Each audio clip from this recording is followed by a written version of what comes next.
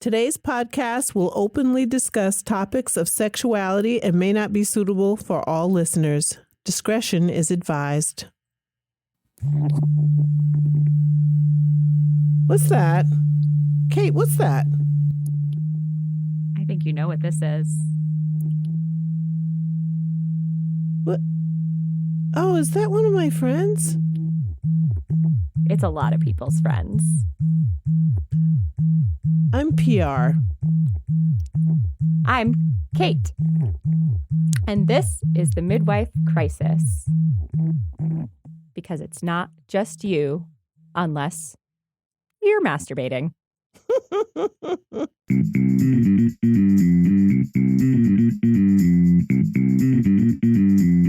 Okay, so if you haven't guessed, this episode, we're going to deal with the topic of masturbation.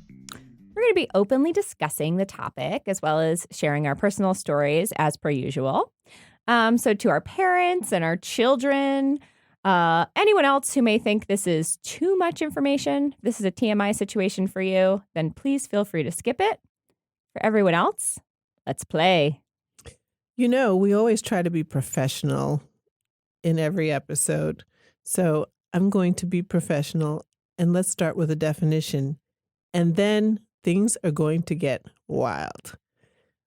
The definition, according to Merriam-Webster, of masturbation is erotic stimulation, especially of one's own genital organs, commonly resulting in orgasm, and achieved by manual or other bodily contact, exclusive of sexual intercourse, by instrumental manipulation, occasionally by sexual fantasies, or by various combinations of these agencies. Okay, school's over. Take off your merkin. I forgot to tell y'all that I put it on. She had to dust it off first. Her merkin's a little older than mine. This is a little ageism. We're going to have to address that issue in a future episode. My merkin is well cared for and is just as good as hers. Anyhow. So true. We're about to have some fun. Let's talk about some names for this fun we're about to have. Yeah. So, when looking at masturbation, in the media, just historically, it's really been centered on male pleasure and males. And so because of that, a lot of the alternate names for things that you would say instead of saying masturbate tend to be based on male masturbation. So I found this great list from HuffPost writer Alana Vagianos, which I don't know if she says Vaginos, but Vagianos. I think it's a really awesome name because it sounds like vagina. And now we are going to, we all do. We're going to go through 21 kind of fun euphemisms for female masturbation. So the first one is ménage à moi. It's pretty good. All of us know a little bit of French, right? No, we don't. Fakers. Except you don't fake when you're doing a ménage à moi. Paddling the pink canoe. Except my canoe's not pink. Or maybe it's a pink filling on with a chocolate. What do you think? Mine's more like a kayak. Oh, dear God. Finger painting. That's a pretty graphic one. Hi, Chi-Chi. Visiting the safety deposit box. It's pretty good. Dialing the rotary phone. I like that. I thought I was the only one who knew what a rotary phone was. You got to use all the digits. Auditioning the finger puppets. That's pretty great. Woman-splaining yourself. Love it. Explain that to me. Engaging in safe sex. That's to the point. Oh, and that's what I do all the time. Hi, Chi-Chi. Getting lost in the deep end. Jilling off. I love it. Jack and Jill went up that hill, but Jill got off. DIY time for those of us who DIY everything. This is a good one. The doing a Meg Ryan. I'll have what she's having. You had to have seen the movie. Fanning the fur. Mm-hmm. Or fanning the merkin. Not the merkin. Stop with your obsession with the merkin. They're so funny. All right. Girls' night in. Yeah. Yeah, that's pretty. Checking the undercarriage. I like that one. Mm-hmm. Since we almost named our podcast something similar. Yep. The downstairs DJ. I love it. Wiki, wiki, wiki. Spinning on the ones and twos. That's right. Buttering your muffin. That's like from Mean Girls. Would you like your muffin buttered? I'm going to have to watch it again. I don't remember. Visiting the Bat Cave. That's my favorite because I'm a bat. I know. She loves this one, but I hate it because I always ask people if I have boogies. I say, do I have any bats in the cave? And I like it because I'm a bat. I work all night. I work at night. Bats, we work at night. Woman of the night. Yes. Knitting. Tell me about that. Knitting. I don't know. Using your hands, I guess. Well, I hope you're not using needles. Don't do that, guys. This is the best one. Diddling Miss Daisy. Lots of pop culture references here, but thankfully we're all on board. And playing the piano. Tickle those keys, baby. There were a few more that I found that were not part of that Miss Vaggiano's list. Let's hear them. Hannah Montana. Yeah. Yes, girl. She's who she is on the inside. Procrastinate. That's one of my favorites because I like to procrastinate. Mm-hmm. Don't we all? Reading grandma a bedtime. I don't know what that's I don't know about. what that means either. To Google yourself. Yep. Who hasn't done a little Googling? There you go. Help a girl out. Mm-hmm. And last but not least, the old punani. Oh my goodness. Okay, that's enough of that silliness. All right, let's get serious, guys. We're gonna get, not really. This is not a serious topic. Let's I thought it would be good to share our earliest memories of our own experiences with masturbation and perhaps a brief perspective of how it's viewed, how all that was viewed by our families and communities and maybe our culture, if we care to venture. This is a deep dive. Again, so sorry to my mom who's going to have to listen to this on the air. But anyway, so I think my perspective is it's normal, but I think a lot of people don't hear about it a little bit. So I, as a child, this is Kate, by the way. She had to start off by saying it's normal. That's how you know something's really normal. I just want y'all to pick up on that. Yes. So as a youngish child, I found that if I sort of rubbed against my mattress, with my pelvis at bedtime, I'd get a nice kind of release and feel really relaxed and fall asleep. And so from a pretty young age, it was something that I did. I would just get into bed at night, and do that and fall asleep. And I think my parents were initially a little concerned. I think anyone with a child, and my parents are both nurses. So I know my mom was really worried, like, is this a sign of, that she's been assaulted? Maybe it's her babysitter, something. She was worried that it was really sexual, as we all would.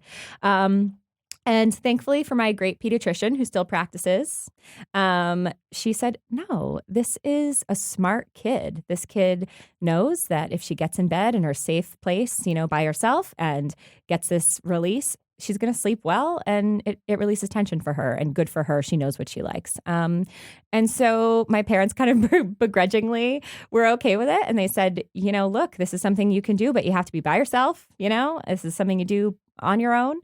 And that's fine. And so for many years for me, that's how it stayed.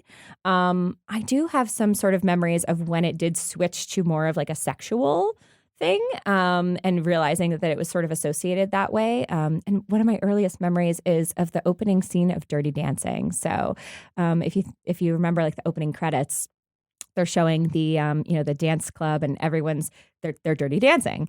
And I remember finding that really erogenous and then sort of thinking of that while I would then rub my pelvis against my mattress and subsequently have an orgasm and then go to sleep. So that was my sort of earliest memory. And it was pretty early. Well, weren't you precocious? Wasn't I smart? Let's just, again, This was a doctor, That certified was professional, said that I was smart. So there you go. yes. Okay, I guess you were smart. I didn't engage like that. I with myself at such a young age. Probably how old were you? I mean, this was really young. I mean, I remember doing it around like, I think like 4 or 5. So young. Wow. I think I don't think I was that young. I think my earliest recollection was probably with a doll. And I was probably I think I was a lot probably 7. She was so much older. She was so much more mature. Yeah, that was and it wasn't anything long standing. It was just sort of an experiment with a doll, like one of those tall dolls.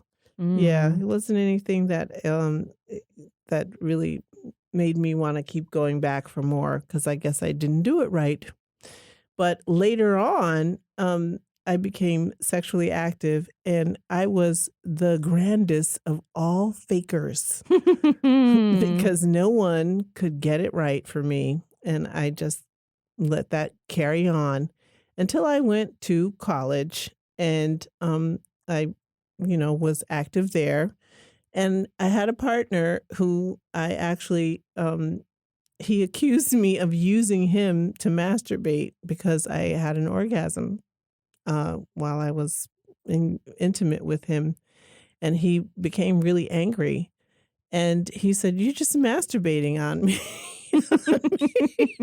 So what you mean is you had an orgasm and he wasn't done yet. Uh, yeah, he wasn't, and he wasn't done yet, but he still had time to get done. And not only not only that, he was just annoyed that it wasn't all happening sort of simultaneously. Listen, if women had $1 for every time they were annoyed that a man masturbated inside of them before they were done, okay? Which Okay? that's another way of looking at it. I could just say, all those times that I had been active before. Remember that abacus count, people?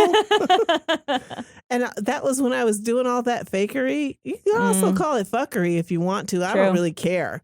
But I was just letting them all get away with it, not holding anybody accountable. And you could also say that was a form of masturbation on their part because Yeah. I wasn't getting shit out of it Yeah. except a Listen, good time and not really coming to climax. yeah. So Everyone, again, if you are faking an orgasm, the only person getting fucked is you. Literally. for sure. Faux show. No, Yeah. that was happening. That's a thing. It was a true thing So for years. do you know PR at all about how your family or community or anything like looks at masturbation? Is it something that you remember talking about with your family or? Yes, in that we denied everyone I know must have been doing it, and everyone was saying, "No, we don't do that kind of thing." It's kind of like all the other stuff that gets denied in my community, cunnilingus, Mm, fellatio, all that stuff. No, no, no, no, we don't do that. We yeah. just pretend that it exists. We know it exists, but it doesn't happen. And then there are some that are more enlightened and sort of like, yes, absolutely. So it just Yeah. it kind of depends. I can't speak. I'm not going to pretend that I'm speaking for the entire community because just like anything else, folks are enlightened and they Right. engage and are open. And then there are some who are like, I don't want to offend my family, but I know my family, they're pretty reserved, and they Hmm. would say, "No, no, no, we don't do that." No, no, Yeah. that's not necessary.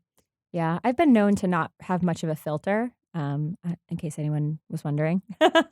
And I recall, I found this amazing book at my grandmother's house when I was a kiddo, called Everything You Wanted to Know About Sex But Were Afraid to Ask. Oh, yes. And I found this when I was like 6, right? And I'm like just learning how to read, and I read that thing from like cover to cover. And I remember bringing it out. My nana was cool as shit, guys. She was really cool. We used to play Ouija board together. I love her. Anyway, I remember bringing it out and being like, "Hey, I just was reading this book. I got some questions." And she was like, "Oh," and so we kind of talked about it together. And I remember her later in life asking me about what it was like to have an orgasm, and I thought, what a bummer. Here's this woman who's She older who's didn't been sexually know? active, a long time. Well, so my grandfather was older than she was, and he had a heart attack at a young age. And I think in like the 50s or 60s, they told you if you were a man and you'd had a heart attack that you couldn't have sex anymore. Oh, And so no. she probably didn't know a lot about masturbation. And so, so I just remember that, like, remember her being like, what's that like having an orgasm? And I was like, oh my God, it's like so sad. And trying to explain it is tricky. Actually had patients ask me that. How do you know? And it's not an easy answer to give someone. And so I tell people, sort of what I think it feels, kind of like, I think a lot of times it feels like kind of a buildup of excitement and tension and then a release. And sometimes Yes. you get a little shaky. Sometimes you have physiological changes. You'll notice, more vaginal discharge, really Mhm. slippery vaginal discharge, that kind of thing.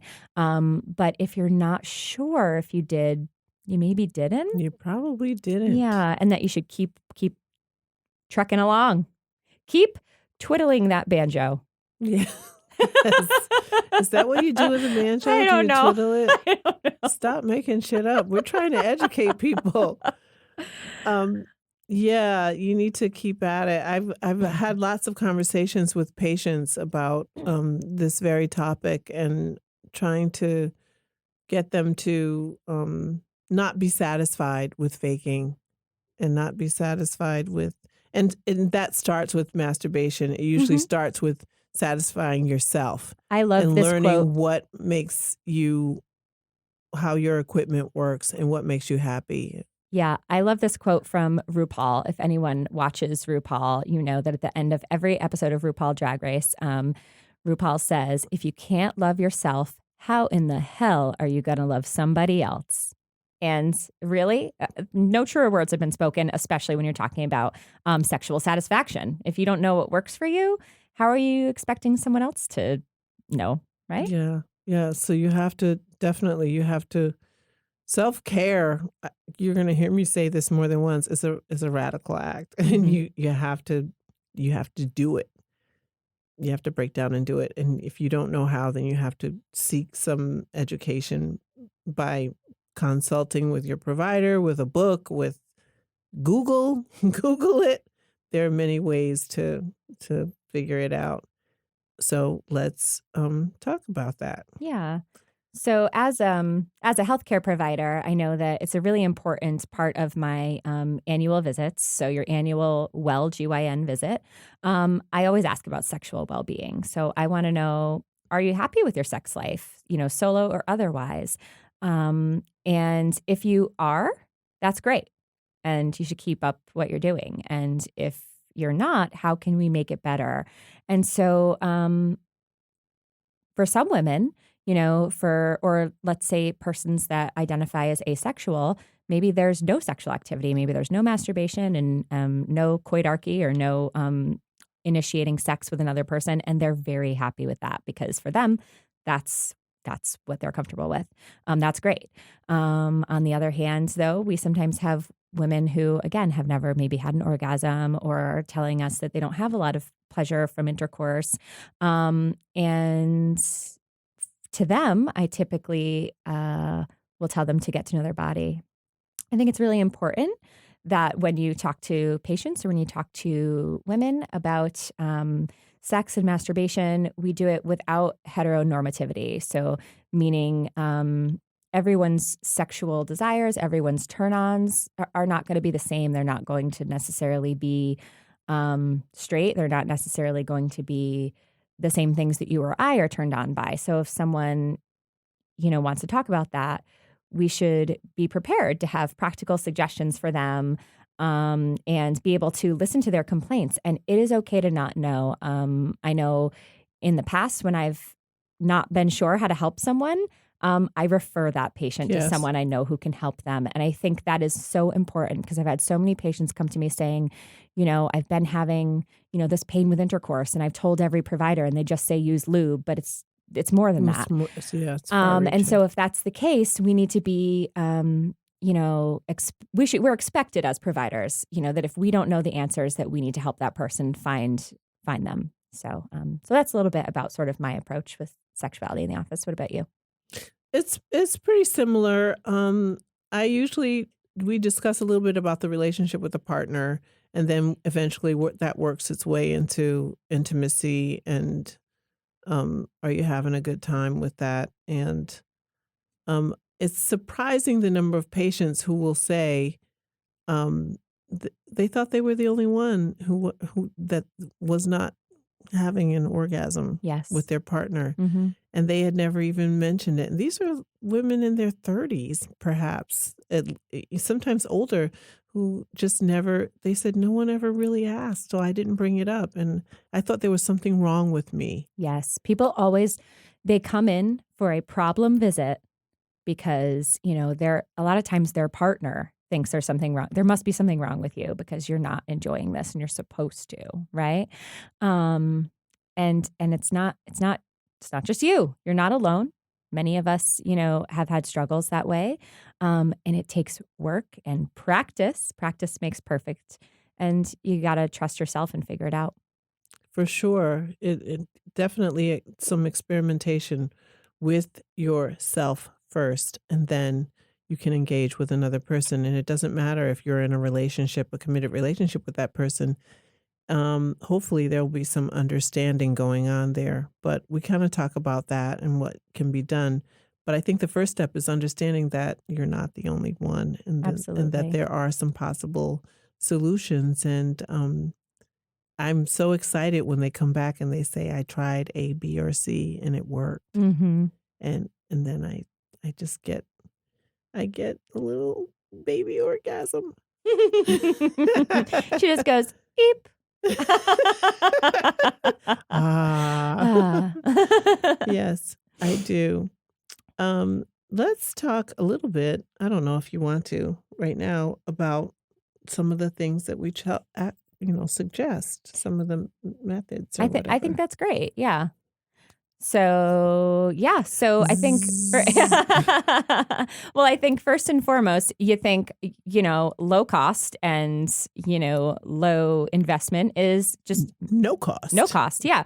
Is like your hands, right? So I think I always like to assess, and again, of course, when we're talking about sexuality, anytime we need to take into consideration someone's past, sexual trauma, abuse, things like that are going to make someone's sexual relationship, or maybe someone who doesn't identify as straight or doesn't identify with their gender. These are things that are really going to compound their sexuality or their ability to orgasm. And so when we're talking about these methods and stuff, we're assuming that this is not one of those extraordinary circumstances. This is maybe Yes. just sort of a run of the mill. And it's not to put those things to the side. Those take tremendous care. But anyway, so starting off with just manual, I typically tell people, make sure that you're alone in a safe place, get yourself comfortable, maybe take like a hot shower or a warm bath and explore and use your hands. And the most important part you want to zone in on is the clitoris and the clitoral area. And so that is, if you don't know, sort of the very top of your vulva. Vulva, by the way, is the correct term for the external structures. Yes. So what you can see when you look at a woman's genitals, I think we all consider it just the vagina. And for a long time, it was referred to as just the vagina. But that does women a disservice because there's many parts. So the clitoris is right at the top where the labia meet, sort of the point. And for some women, it's going to be larger. For some women, it's going to be smaller. But what I typically find is if you start exploring with your hands, you're going to know when you feel it. It's a big bundle of nerves, and you're going to feel a little something. It causes great sensation, sometimes referred to as the man in the boat. Why a man has to be in charge of anything Why yet it got to be a again. man? Why it has to be a man involved yet again. But at any rate, I think the description is because it's sort of just a little organ tucked in between the vulva, which are, sort of two larger organs. So I think that's probably a man made that up. Mm-hmm. And there's not going to be any right recipe for as far as, how to touch yourself, right? So it's going to be, trying different amounts of pressure. Some people like tapping, some people like, rubbing, some people like just constant firm pressure. But again, it's going to be just exploring, not being scared. And, of course, as with everything, make sure your hands are nice and clean before and after. Short Absolutely. nails also are helpful. Yeah, but some people like their long nails. I don't recommend using them on that area. You sort of use the pads of your fingers, Yeah. and when you're exploring. Yeah, so I typically tell people to focus on the clitoris, but of course, there's other ways to stimulate orgasm. So some people can achieve orgasm internally and have a vaginal orgasm. That's sort of what for a long time, assumed orgasm was, because of course, when a man puts his penis in a woman's vagina, she's going to have pleasure. So that's that's that thought. Right, exactly. Some people can achieve orgasm anally or rectally, and some people can even achieve orgasm, with like nipple stimulation. So there's lots of different, Absolutely. or the whole body really can be erogenous. But taking the time to manually, so using your hands, explore your body, figure out what parts of you like to be touched, how much how much in one area feels good, that kind of thing. It's all just, again, practice. Yeah, for sure. And you're allow yourself the time. So Where this you're is not going to be interrupted. right. This isn't a thing that you're going to do as if you need to make an appointment with yourself, then do so because it requires a little bit of time and on the back end also because if you're successful, you want to be able to relax and just enjoy yourself afterward. So it's not like you don't want to have to be compelled to get up and do things subsequently. You just want to enjoy the moment, especially if it's something that you haven't been able to achieve previously. And successful, I mean, I think she means like if you have an orgasm, but even if you don't have an orgasm or have a climax, you should still be proud that you tried and that you're working on it. And some people just, it feels good, not everyone's going to climax every time, but if you feel good, if you feel good about the situation you're in, you're comfortable, that's all important too. I think that's a very important point that it doesn't every single time doesn't have to conclude with climax. But if you are just taking care of yourself hmm and being intimate with yourself and just kind of loving yourself, I think that that's the most important point. And if you climax, that's kind of like having whipped cream You could use whipped on your cream, but dessert. just be careful. Whipped cream on your On the outside dessert. only. No, I think that that's a very important point. Thank you. And there are going to be times when the point is for you to climax because that's what you set out to do. hmm But if you're just kind of starting out, Yeah. definitely explore your body and get familiar with it so you can know what you can do with it and what satisfies you and what doesn't. So let's talk a little bit about some other methods. Man, oh my goodness, she's back It's with back. that. It's It's back, guys. back. It's back. It's back. It's back. Okay, let's talk about some mechanical methods because that thing is not going to go away. It's not going to go away. She's brought it for show and tell, and you can't see it, but it's quite lovely. And she's not going to shut it up until we start talking about it. Yeah, what is it called, PR? It's called a vibrator. Called a vibrator, guys. Yes. Sometimes it's also referred to as a personal massager. That's what you want the box to say in case your mom finds it under your bed. a personal massager. You're like, Mom, it's just my shoulders. Well, and you can use one of those massagers because I have one that came from it's not a dollar store, but something close to it. And it has 3 little prongs on it and it vibrates. I think it costs like $5. And you turn it on and it works just dandy. Absolutely. Anything that vibrates really, would potentially work. So again, it's stimulating for most people. Putting the vibrator, again, on the vulvar area, focusing on the clitoris. You have to be very careful. It's very intense to have something vibrating directly on your clitoris. So that might be too much. You may need to go sort of to the sides or sort of around. Some people like to use lubricant with them as well. I think a lot of people think of, I like your point about the personal massager piece because a lot of people think of them as just like a penis shape, which again, why's it gotta be a penis? If it's just gonna vibrate on the outside. So mine is not penis shaped. Mine is, what is this shape? It's sort of, what's that Greek letter that does this? A sigh? Okay, guys, I Is don't know that what a that sigh? is.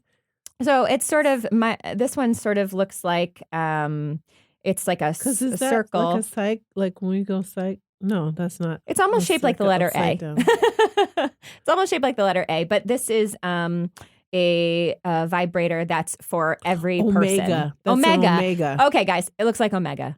Okay, Omega with like a hat on. Yes. Maybe we'll put a picture on our podcast, Yes. on the link to this Yeah. podcast. But anyway, so this is a vibrator that is used for anyone. So this could be used for a man or a woman. It could be used for someone for stimulation of any type. It's not specifically to go fancy. inside. It can be used by couples together. So you can sort of place it on your pubic area and it can stimulate, both partners. You could be between two women, between two men, between a man and a woman. So as with a lot of my stuff that I like to keep in the sector of queer in the land that I live in, as is my vibrator. So, but again, you could use literally anything and just be careful. Although I do find that vibrators typically are the thing that'll do it for people. What about you? They do because they get right to the point very quickly. Mm-hmm. And I have had a vibrator that's shaped like a penis and sometimes is known like as like a dildo. And I don't like them. I'm Yeah. not a fan. And I don't label myself as queer, but I just don't care for that. Sure, of course. And yeah, so I've ditched them. Mhm. I have my little $5 job, but I'm a manual person, Mhm. and the thing is, the thing is about the whole vibrator thing is I have had in the past a dependence issue, Okay. and I think that's worth speaking on. I have heard people say this as well. And so explain to us what you mean by dependence. So that I've become to rely on that and the manner in which it causes me to climax, and to the point where if I don't have that, that my hands are not fast enough, fast and furious and whatever. So they're not quite adequate. And so it has to be by the vibrator, and I became dependent on it. And I had to stop using a vibrator. You had a vibrator intervention. Yes, of my own. Yes, I did. And I had to stop using it because Yeah. I felt like it wasn't healthy because it wasn't healthy for me. I didn't want to rely on something mechanical like Sure. that. Yeah. So I would say I'm personally the same. My vibrator is kind of like a special occasion. It's in Right. very good shape because I luckily don't need it all the time. But if you do and you're happy with that and that works well for you, Then girl, fine. get it. Yeah, sure, Yeah. that's fine.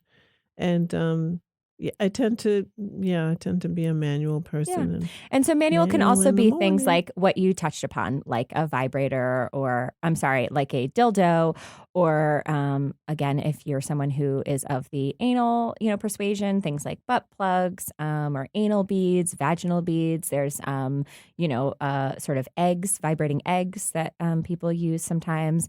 If you're a nipple person, nipple clamps and Mhm. tugging on nipple clamps, things like that. So, I mean, whatever does it for you. But this is so. Whatever you can imagine. Yeah, and so when we're talking sort of about like mechanical stimulation, where like help something else is helping out. Mhm. Okay. Also, there is what I deem the magical, because I have had the glorious experience of having an orgasm in my sleep, I love this so much. and I call that magical. I think that is so cool. I've never had a name for it, but I'm just like in love with calling it magical, and I am also going to call it that now. It's magical because I can't conjure it up. It's when I'm sleeping and I'm dreaming, and then I have an orgasm, and I wake up and I'm in like this state of divinity that it's Mhm. just, I think it's so wonderful, and I feel so good all over. Yeah. But I can't conjure it up, and I can't make it happen again. Mhm. It just happens. I And think that's what makes it magical. I think one time I had that happen, and it was I'd been watching all the Mummy movies with Brendan Fraser, and he was in my magical dream, and it was disturbing to me, but it was a good dream. So What's it? I don't know. I was just like, ew, Brendan Fraser. Anyway, no offense, Brendan Fraser. You're the You're best. good that you can remember. I can't remember any of the characters because I don't even care. It's all about me and my warm glow that I wake up into. As it should be. So yeah, magical. So getting back to my other, we're talking about solo treatments and behaviors, but there is coupled sort of mutual masturbation as well, and that goes back to that college friend that I had who was so upset. Mhm. I'm still laughing. I laughed. I actually laughed when he even brought the issue up, and he was so angry. And I still find it amusing, and I apologize, but maybe no, I don't. Anyhow, My husband's told me he's felt used before. yeah, he felt used. But so here's the deal. Yeah, there is such a thing as coupled, Yeah, masturbation. I think I have a lot of memories of being younger and doing it with friends as well. Mhm. Like I think it's pretty innocent. There was never anything, upsetting or abusive or anything about that. But it was just all of us kind of exploring things kind of all at once and, playing doctor. It happens. That's And healthy. yeah, and I'm still friends with some of those people that I have great. Why wouldn't you be friends? No, with I don't. I'm just saying, like, I don't know that we've even really talked about it a lot, but you figure it out together. You grow up together, and yeah. I think the really important thing, just like, we were setting the scenario for what you will do by yourself. You want a safe environment. You want a safe time frame. You want a comfortable space. You want, what's going on, aromatherapy if you want to do that. You just want a bath if you want to do that. You just want everything you want yourself to be, your hands to be clean, all of that, just the setting to be good and the time frame to be good. The same thing should be true if you are coupled with male, female, same sex, opposite sex. It doesn't matter. It needs to. We're talking something consensual Right. and something that you feel safe doing. Mhm. And if you're going to do a lot of experimentation, all of that is fine. You need to be with someone who's not going to be judging Mhm. you, or you're not going to be judging. There will be, it's like a judgment-free event Yeah. that's going to be happening between you. And so that's how you're going to set the stage for pure enjoyment. Mhm. Yep. Don't you think? Absolutely. Yeah. Absolutely. I love overdoing is what PR has written here. Overdoing is a little is a little problem. A little problem, because if you tuned in to previous episode, then you know about my preparation for sexual activity, and I was quite young, and I knew that it was coming when it was coming. And before that event happened, When you went to the GYN the when I first went to time. the GYN doctor, I had this overdoing. I overdid it. And that is basically, I, did this thing, I guess you call it dry humping still. Dry humping's the best. Well, until you overdo it. Yeah, so I'm sharing here. With a friend, we went at it until we were both just destroyed in our hinterlands. And he said, I'm never doing that with you again because Some I pants am burned. blistered. And so was I. And I wasn't, but once again, not to the point of climax. I never climaxed because I wasn't, remember, I wasn't in college yet. And he said, I can barely walk. That's what he told me. So whatever you do to yourself and with someone else, you need to take care. Mm-hmm. If it's starting to hurt, do something else. Yeah. You need to stop and just say, this is not working for me. Yeah. We overdid because I kept thinking I'm almost there. Almost there. Yeah. And I was never there. Aww. And I was never there.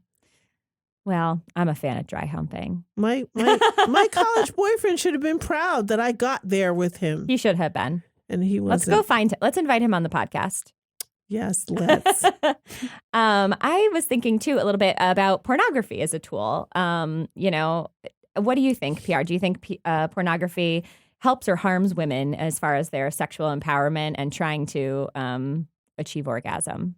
It depends on what you're looking at. I mean, I find certain films can be helpful. Hmm. Certain photos can be helpful. Certain, erotic materials can be helpful.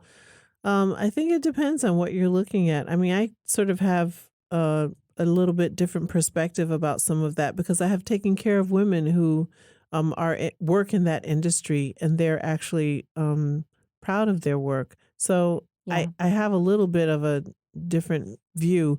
I don't see all. Some are victims, but I learned not to see all as victims when I have come to take care of some who are genuinely comfortable and Hmm. proud of the Well, work they do. yeah. So in seeing that now and then seeing some of the work and using it to excite myself, I'm cool. Yeah. I mean, I say if it's again consensual, the person's not in pain, they're enjoying themselves, that's Mhm. awesome. I mean, I think for a long time there was this like, oh, well, women in pornography, aren't built like every woman or they're faking or whatever, and you know what? It's like, listen, if it's not for you, go to another one. Guess what? There's a lot of different types of porn out there, so there's probably something for you. I love thinking that way. There's a older porn actress called Nina Hartley. She actually started out as a nurse, and she does like almost instructional videos. So she'll tell people like, this is a great way to help a woman get off, or this Mhm. is a great way to perform cunnilingus. And it's really cool. I think that's really neat. And she spoke a lot.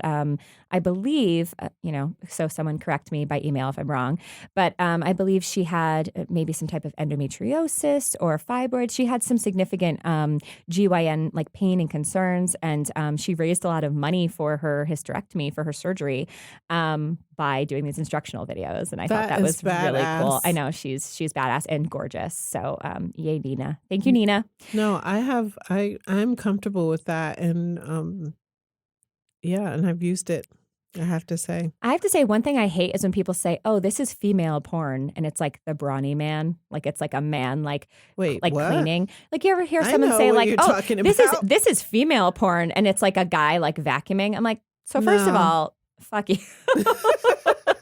Listen, am I That going to be doesn't sexually aroused because my husband did the dishes? No.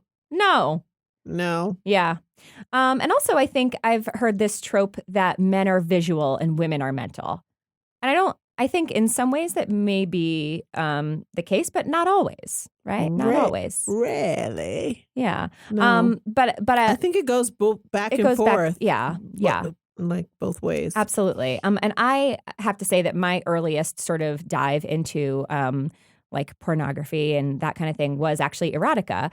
And I really loved reading it. I really loved writing it. I Mhm. actually wrote a lot of erotica growing up. I wrote a lot, I'd weirdo. I'd love to read some of that stuff. I'm sure I can find some. But yeah, and I remember one of the ways that I knew that, my partner, my husband was right for me was I remember for Valentine's Day, he bought me a book of women's erotica. So erotica for women. It was all women characters. It was lesbian, queer, straight. And it was awesome. And I was like, oh, you're the best. He's the one. He's the one. Yeah. Wow. Yep.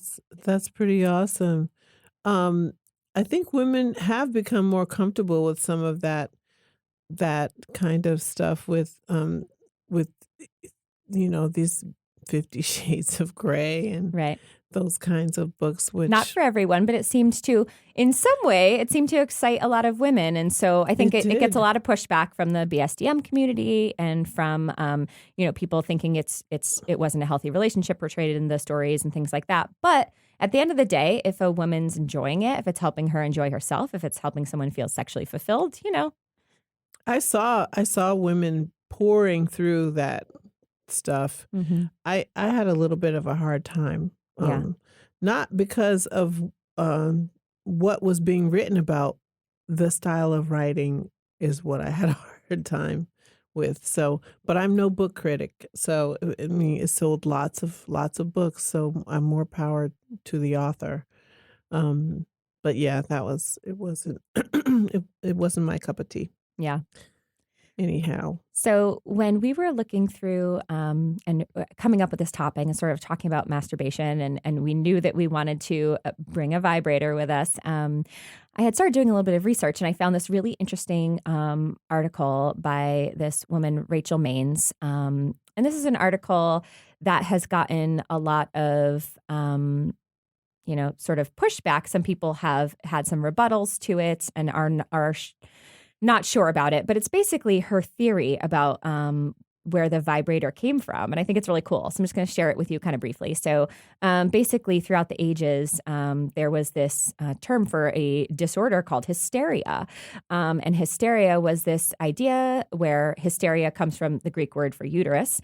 And hysteria was a female illness. And it was called female hysteria. Mhm. And it was like a nervous illness where if a woman was anxious or excitable, if she was fainting, if she had sexual desire, or sometimes if she didn't have sexual desire, if she was irritable, if she, was hungry or not hungry, basically anything that would upset a man about a woman, they'd say, oof, she's got hysteria. And the cure that they, sort of discussed was basically getting the woman to climax, or it was sometimes called smothering the mother. So from, so there's this 1653 publication on diseases of women, and Rachel Maines excerpts this in her article from The Technology of Orgasm, Hysteria, the Vibrator in Women's Sexual Satisfaction. So I just want to read this a little bit because I thought it was interesting. When these symptoms indicate, we think it necessary to ask a midwife to assist so that she can massage the genitalia with one finger inside using oil of lilies, muskroot, or crocus, or something similar. And in this way, the afflicted woman can be aroused to the paroxysm. This kind of stimulation with the finger is recommended by Galen and Avicenna, among others, most especially for widows, those who have chaste lives, and the female religious. So they're thinking, she doesn't have a man in her life. Well, Right. obviously she's hysteric. And then let's get the midwife to do it because, let's just force her on it. And so, so this became this practice. And the sort of controversial piece was that Rachel Maines felt that this was why the vibrator came to be. There was a demand to treat women, and the prescription was masturbation. And it took a lot of work. There were some writings where doctors said it took 45 minutes to get her to orgasm. Ooh. Who's got time for that? It's hurting his arm. The midwife's like, I'm quitting my job. So, they got to find some way to get these women off. And so, they had come up with this tool, the vibrator. And so people believe, that's not actually the way the vibrator was brought up, but that was her theory. And I think it's really interesting. So I just wanted to share that. Interesting. Yeah. No. Smothering the mother. Smothering the mother. That's how you fix it. I'm like, girl, yeah, I need that fix.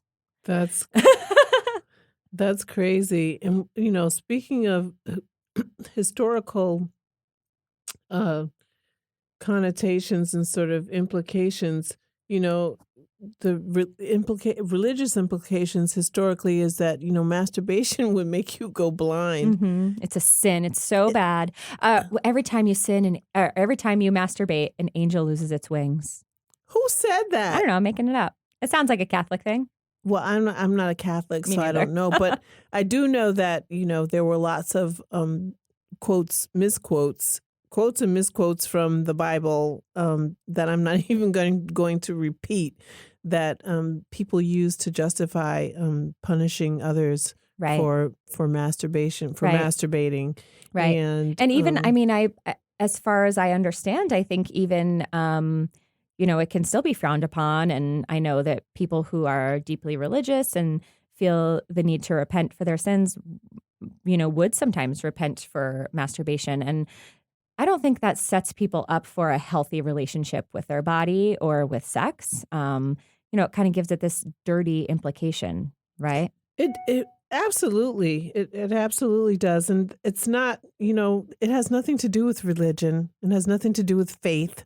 And we need to not even entertain that kind of information and those kinds of thoughts.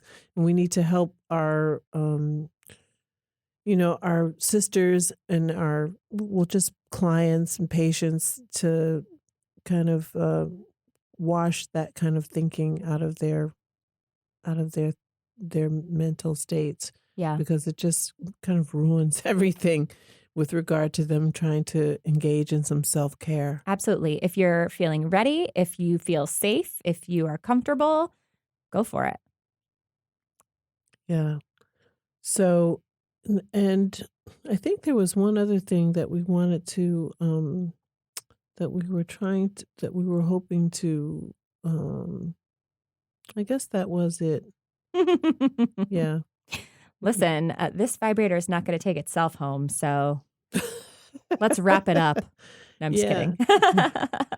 Well, that reminds me of, speaking of wrapping it up, you don't have to wrap up your sex toys, but You you don't. do have to make sure that they're clean. Yes. Because in the caring of some of my patients, I've had to say to them, do you wash your toys? Mhm. Because this little problem that you're having looks like something that I see in folks who don't wash their toys. Absolutely. And with So, even female to female mutual masturbation, or sometimes it's called tribbing, where you sort of rub your pelvises together. If one of them has a little imbalance, not an STD, or I should say an STI, but if they have a little bit more bacteria or a little bit more yeast, I mean, some of that stuff yes, can sometimes transfer yes. and make your vulva and your vagina a little bit upset. So just making sure that everyone's nice and clean, and also that any toys you use are clean. Soap and water.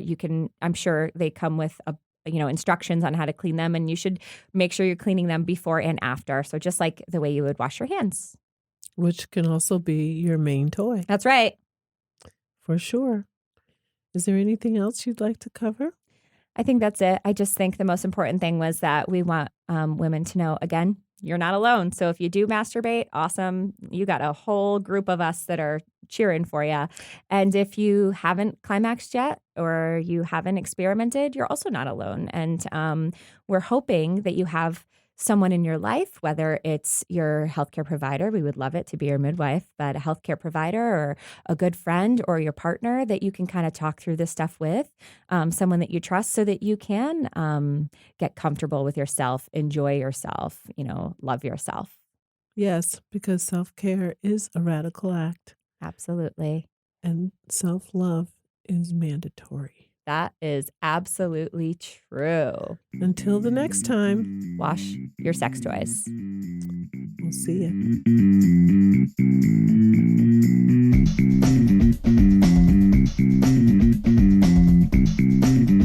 As always, we welcome your comments, suggestions, and questions at our email, midwifecrisispodcast@gmail.com, on Twitter @MidwifeCrisisPC, on Facebook @The Midwife Crisis Podcast, and on Instagram @MidwifeCrisisPC.